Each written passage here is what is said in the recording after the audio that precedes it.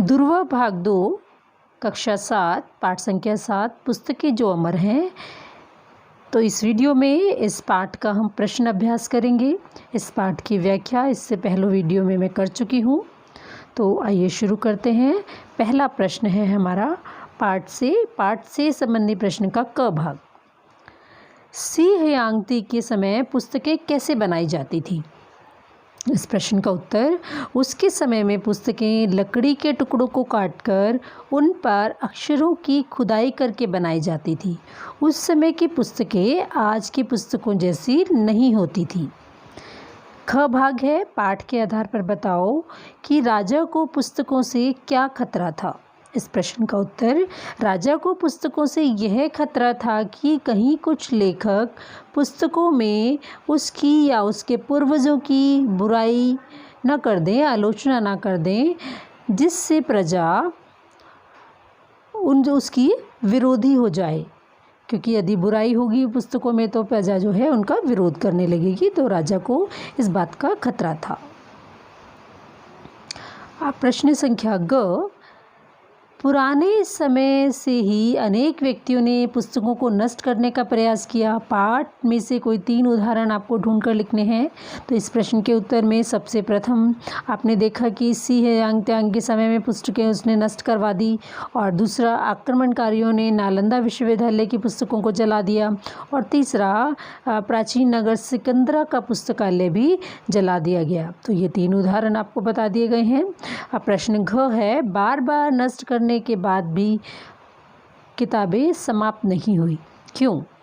इस प्रश्न का उत्तर, पुस्तकें जो है मनुष्य के चतुराई, ज्ञान, अनुभव, भावना, कल्पना और दूरदर्शिता इन सब से मिलकर बनती है।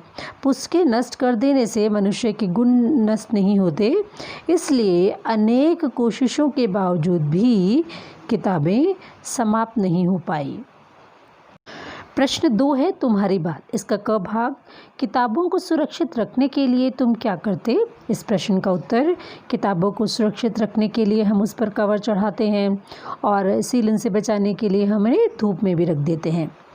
इसका ख भाग, पुराने समय में किताबें कुछ लोगों तक सीमित थी। तुम्हारे विचार से किस चीज़ के आविष्कार से किताबें आम आदमी तक पहुंच सकी?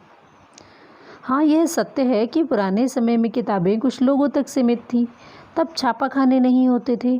छापाखानों के आविष्कार से ही वह पुस्तकें आम आदमी तक पहुंच सकी हैं। अगला प्रश्न है, सही शब्द भरो, ये रिक्त स्थान है। क भाग है इसका, साहित्य की दृष्टि से भारत का अतीत डैश है। यहाँ पर हम भरेंगे महान है।